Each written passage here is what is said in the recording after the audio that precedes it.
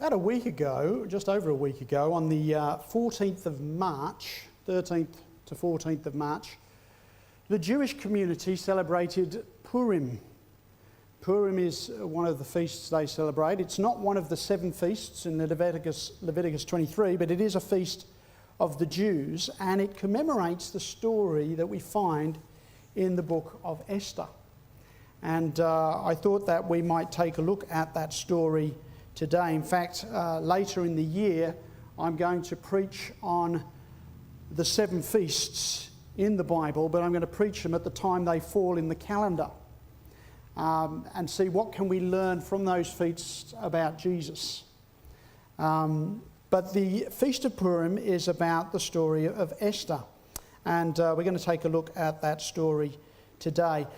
The book of Esther is interesting because it does not mention the word God in the book.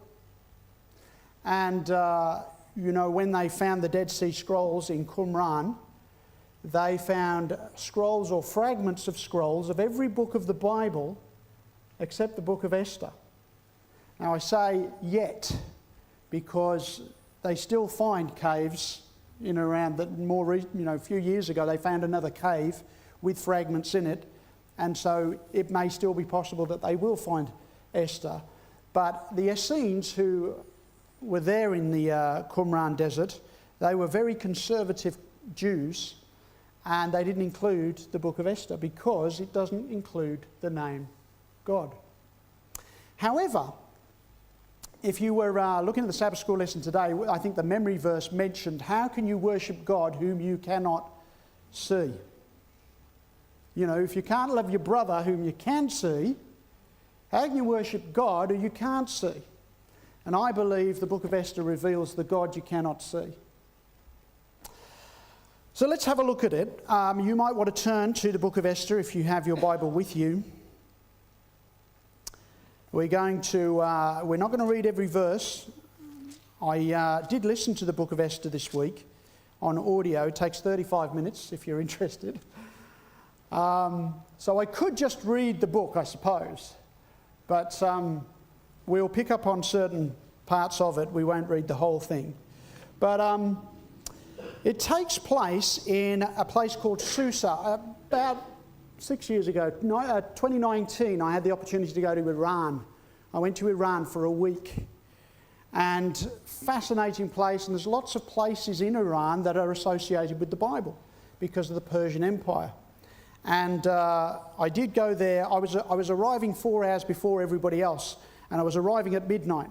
So there was a bit of fear and trepidation flying into Iran. But praise the Lord, it was good. And the people there are lovely people. We get a lot of bad news on the news about different countries. And it's only when you go to those countries and you meet the people you get an idea of who actually lives there.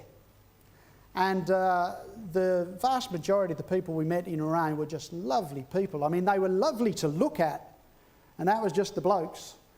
But both the men and the women, they're strikingly good-looking people.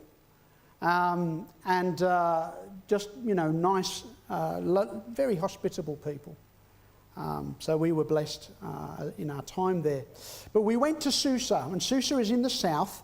And at the time of the book of Esther, well, we can read it. Let's read verse 1. It says, "Now it came to pass in the days of Ahasuerus," this was the Ahasuerus who reigned over 127 provinces from India to Ethiopia, "in those days when King Ahasuerus sat on the throne of his kingdom, which was in Shushan or Susa, the citadel, that the 3rd year of his reign he made a feast for all of his officials and servants, the powers of Persia and Media, the nobles and the princes of other provinces being before him." So he hosts this big feast.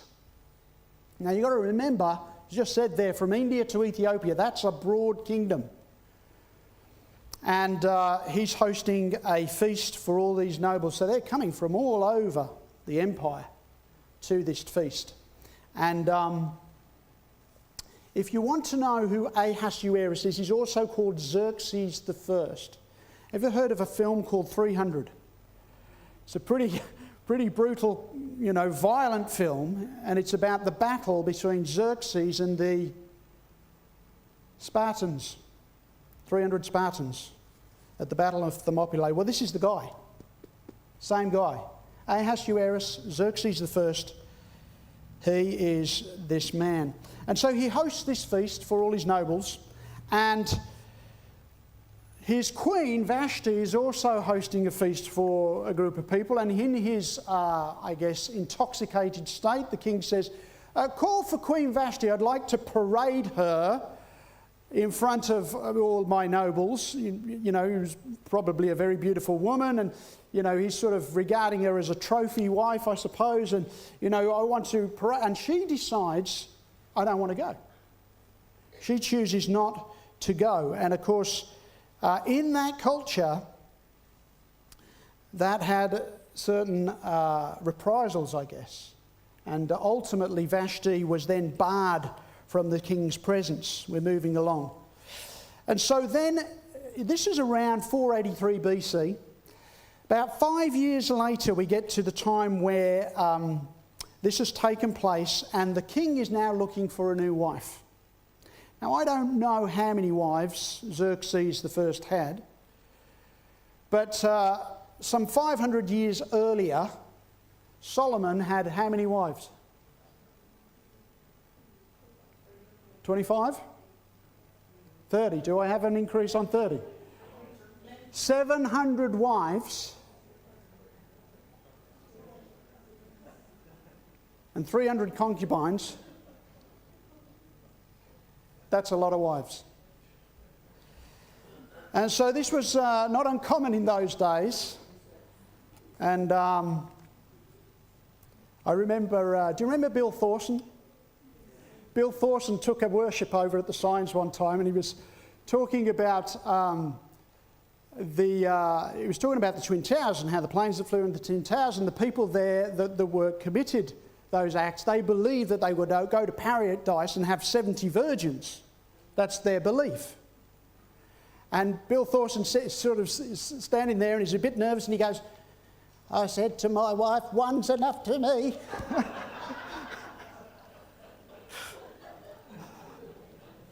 It was hilarious. But anyway, I don't know what made me think of that.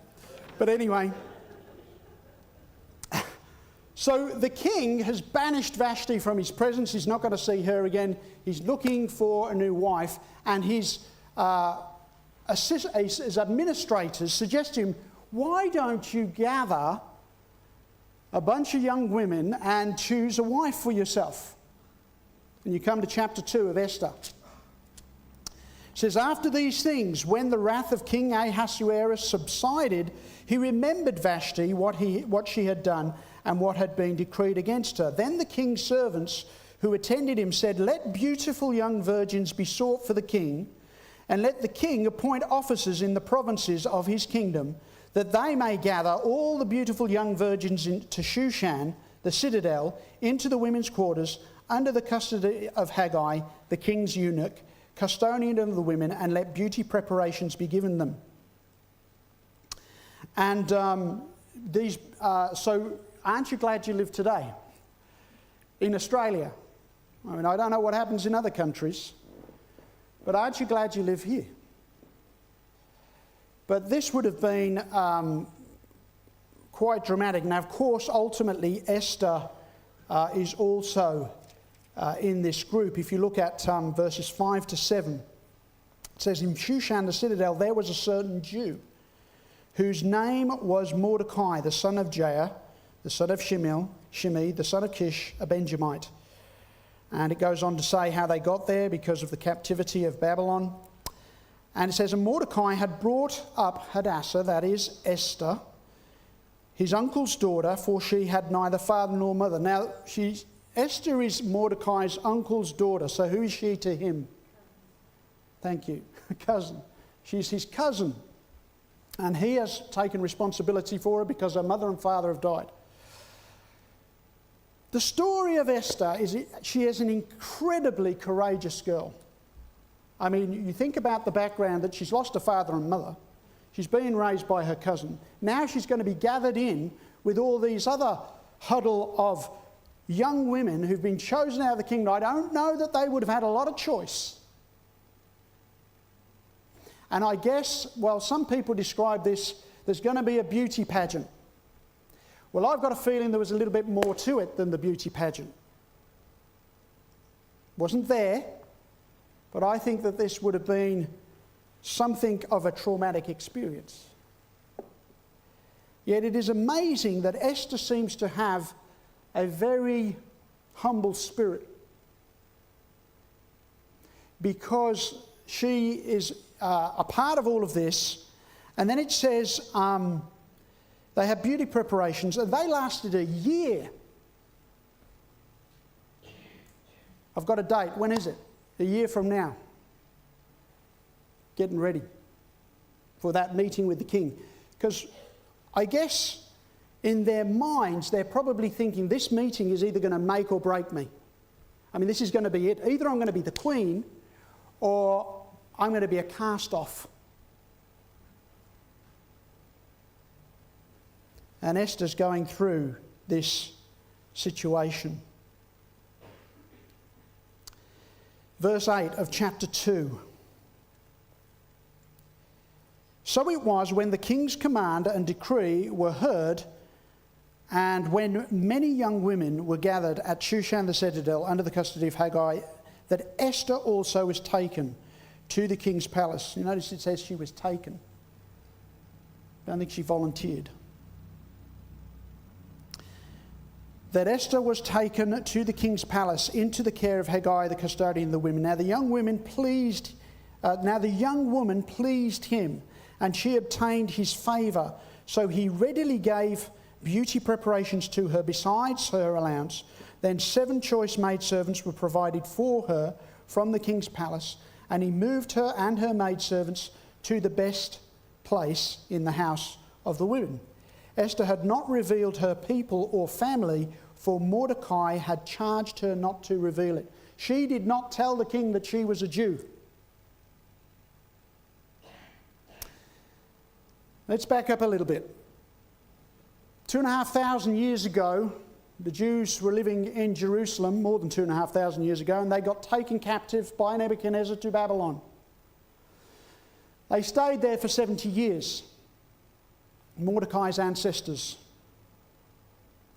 Then the Medes and the Persians came. They conquered the Babylonians, and the Medes and the Persians were, compared to some of the other ancients, were far more considerate, shall we say, of the slaves that had been taken, and they allowed them to go back to their homeland. And of course they would pay them a tribute. They didn't just say, "You're free now, thanks very much," but they would take a tribute. So they could go back to their lands and they could take a tribute. But many of the people who had been taken captive to Babylon, generations have passed, and most of them are saying, well, we'll stay here. They didn't go back. In fact, I have some notes in my Bible, and under the notes for the book of Ezra, it says only a remnant of the Jews actually went back to Jerusalem.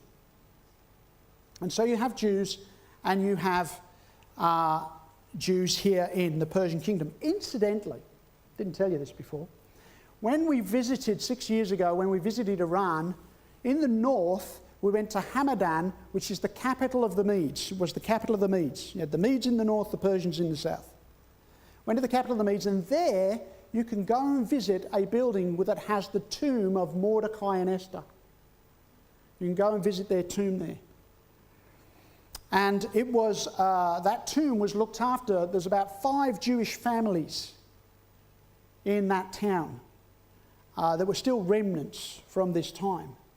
And they get along, they get along fine with their neighbours. They keep themselves to themselves. But there are Jews living in Iran today. Anyway, Esther is there, and ultimately Esther becomes queen. Verse 15 of chapter 2 of Esther. Esther 2:15. Now when the turn came for Esther, the daughter of Abihail, the uncle of Mordecai, who had taken her under as his daughter, to go into the king, she requested nothing but what Haggai, the king's eunuch, the custodian of the women, advised, and Esther obtained favour in the sight of all who saw her. So Esther was taken to King Ahasuerus into his royal palace in the 10th month, which is the month of Tebeth, in the 7th year of his reign. The king loved Esther more than all the other women, and she obtained grace and favour in his sight, more than all the virgins. So he set the royal crown upon her head and made her queen instead of Vashti. Then the king made a great feast, the feast of Esther, for all his officials and servants, and he proclaimed a holiday in the provinces and gave gifts according to the generosity of the king.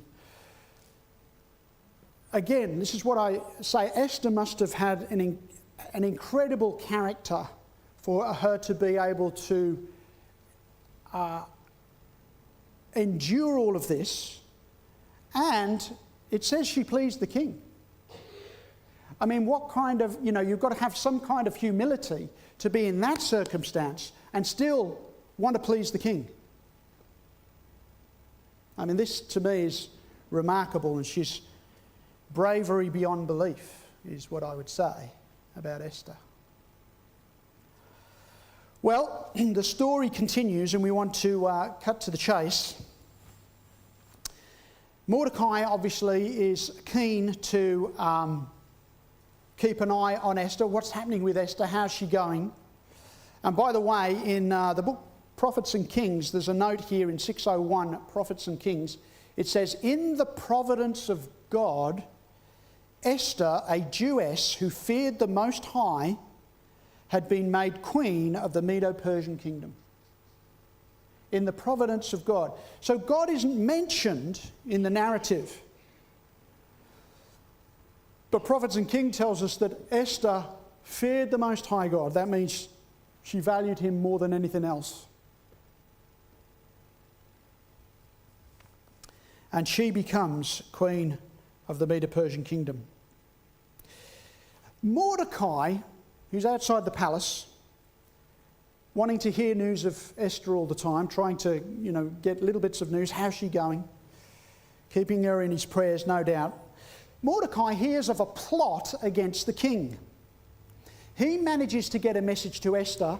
Esther tells the king, and these two men who are plotting against the king are condemned.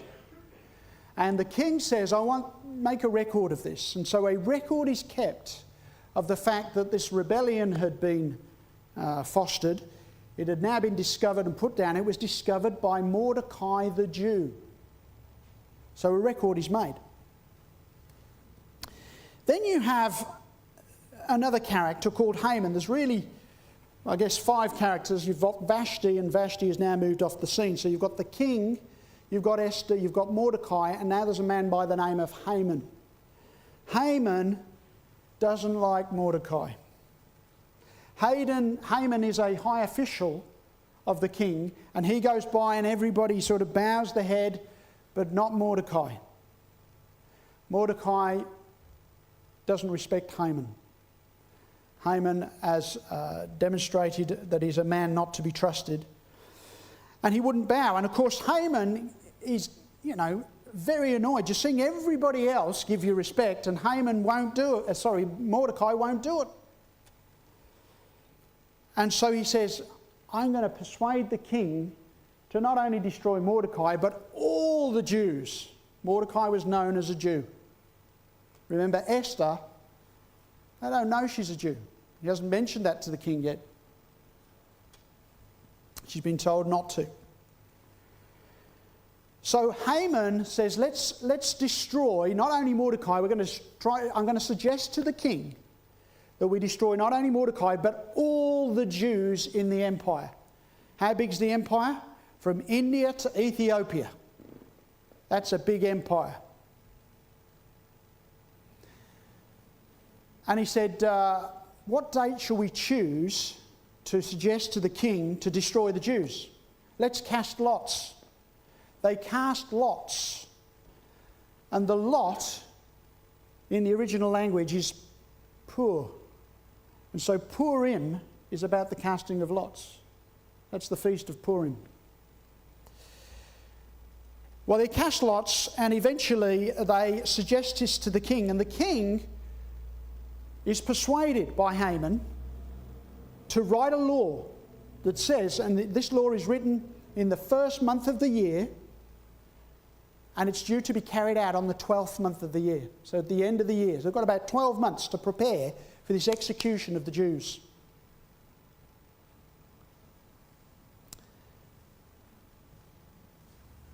And it becomes known to Mordecai, and it becomes known to Esther.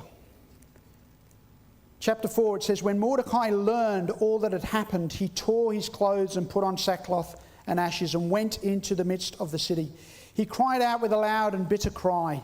He went as far as the front of the king's gate, for no one might enter the king's gate clothed with sackcloth. And in every province where the king's command and decree arrived, there was a great mourning among the Jews, with fasting, weeping and wailing. So Esther's maids and eunuchs came and told her, and the queen was deeply distressed. Then she sent garments to clothe Mordecai and take the sackcloth away from him, but he would not accept them. So they're both aware of it, and Mordecai is saying, you need to speak to the king. You need to speak to the king. And in that culture, you couldn't just pop in and see the king. I mean, if you wanted to see King Charles today, in a far more pluralistic, egalitarian world, could you pop in and see King Charles today? You wouldn't get there, right? You could rattle on the gates, but they ain't letting you in. And so he's sending a message to Esther. You've got to go and see the king. And even Esther couldn't just go in to see the king without an invitation. And if you went in to see the king, well, it was usually bad news. I guess the king's often in a bad mood. But if he held out his scepter towards you, then that would show that you had favour with the king and you could come into the presence of the king. Let's read 10 through 16. We're in chapter 4. 10 through 16. Then Esther spoke to Haman, he was one of the officials, and gave him a commandment for Mordecai. All the king's servants and the people of the king's provinces know that any man or woman who goes into the inner court of the king who has not been called, he has but one law, put all to death, except the one to whom the king holds out the golden scepter, and that he may live. Yet I myself, says Esther, have not been called to go into the king these 30 days. She hasn't seen him for a month. So they told Mordecai Esther's words, and Mordecai told them to answer Esther, do not think in your heart that you will escape in the king's palace any more than all the other Jews. For if you remain completely silent at this time, relief and deliverance will arise for the Jews from another place. This is amazing confidence on Mordecai's part, right? He's saying, you're the woman to do this job. But if you don't, God will deliver his people some other way.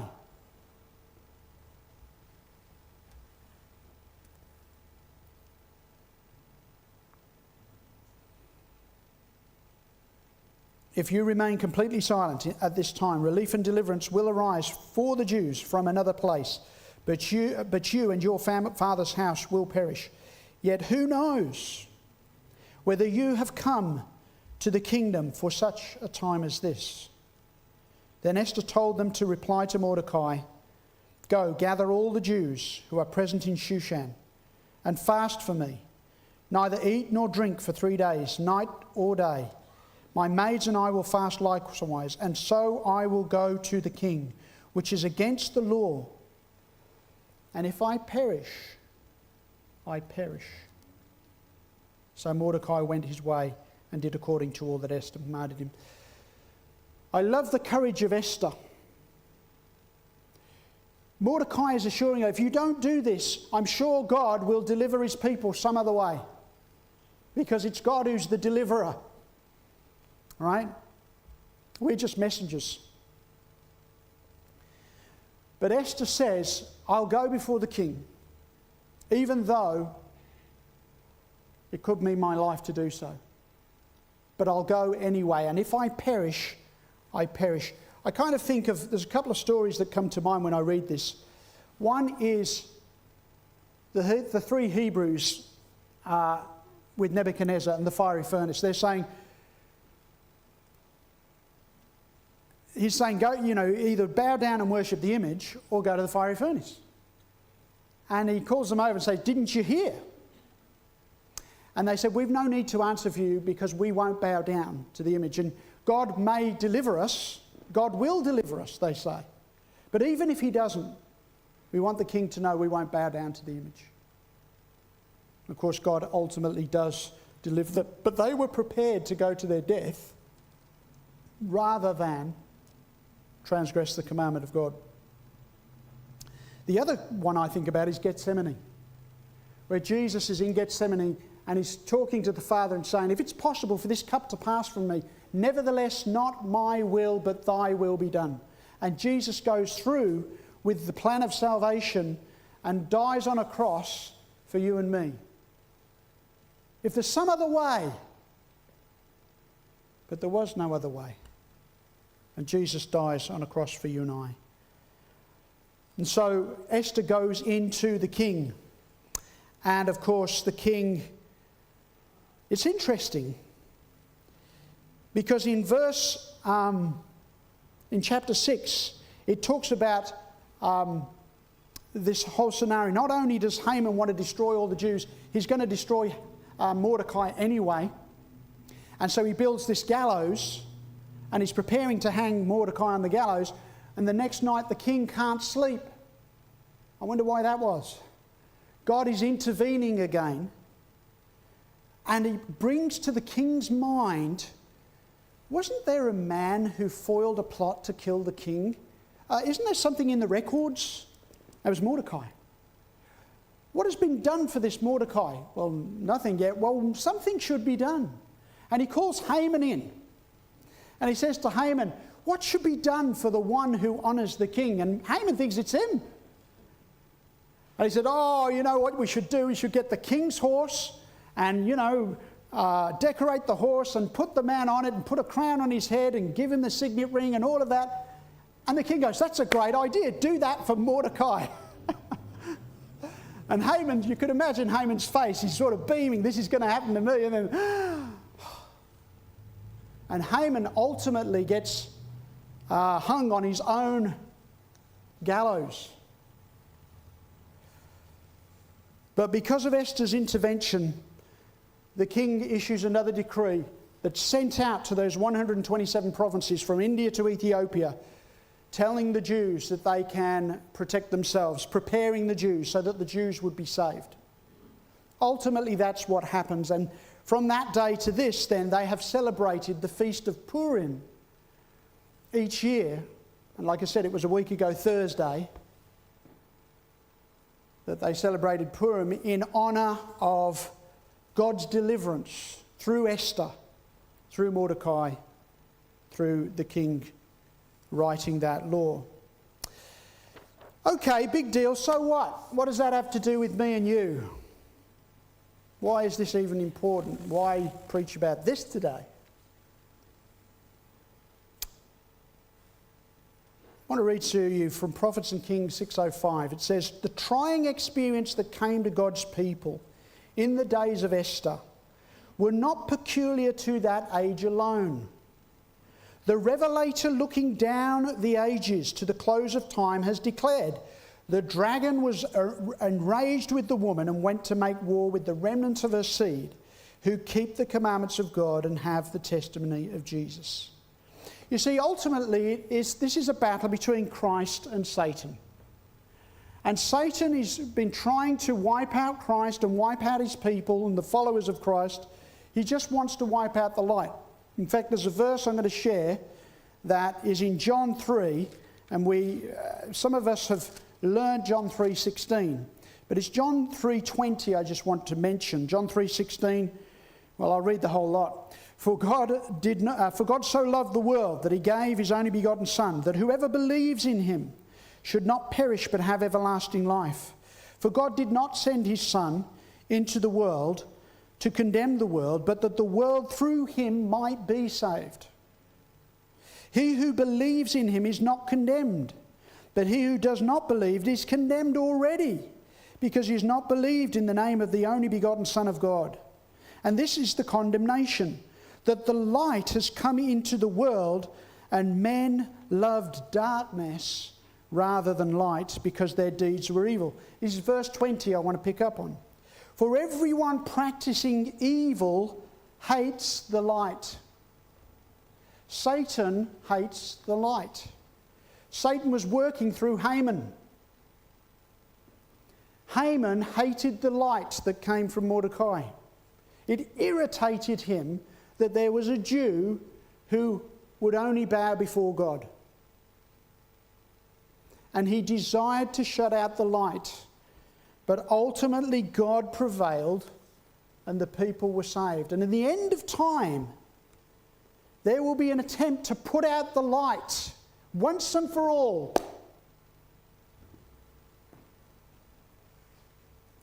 But God will deliver his people. Again, Prophets in Kings 6:05, the decree that will finally go forth against the remnant people of God will be very similar to that issued by Ahasuerus against the Jews. Today, the enemies of the true church see the little company keeping the Sabbath commandment, a Mordecai at the gate. The reverence of God's people for his law is a constant rebuke to those who have cast off the fear of the Lord and are trampling on his Sabbath. It's very interesting if you compare Esther, some of the themes in Esther with the book of Revelation. In both Esther and Revelation, there is a queen that refuses to humble herself before the king and is judged. You remember Babylon says, I sit as queen. There is a woman threatened with persecution but is delivered, the woman of Revelation 12. There is a bride that is adorned. God's people are accused based on their laws. A death decree is issued against God's people, and ultimately judgment falls on the persecutors. So what about today? Well, as Esther said, for such a time of this, well, it was Mordecai who said to Esther, for such a time as this. For such a time as this, God has a people who make him their only refuge. For such a time as this, God has a people to warn the world of what is coming. For such a time as this, God calls the world's attention to the everlasting gospel. For such a time as this, God has given you gifts, talents, wisdom, and a voice. Will we use them? Will we warn them? Do we know that we exist? That you exist? That I exist? Do we know that we exist for such a time as this?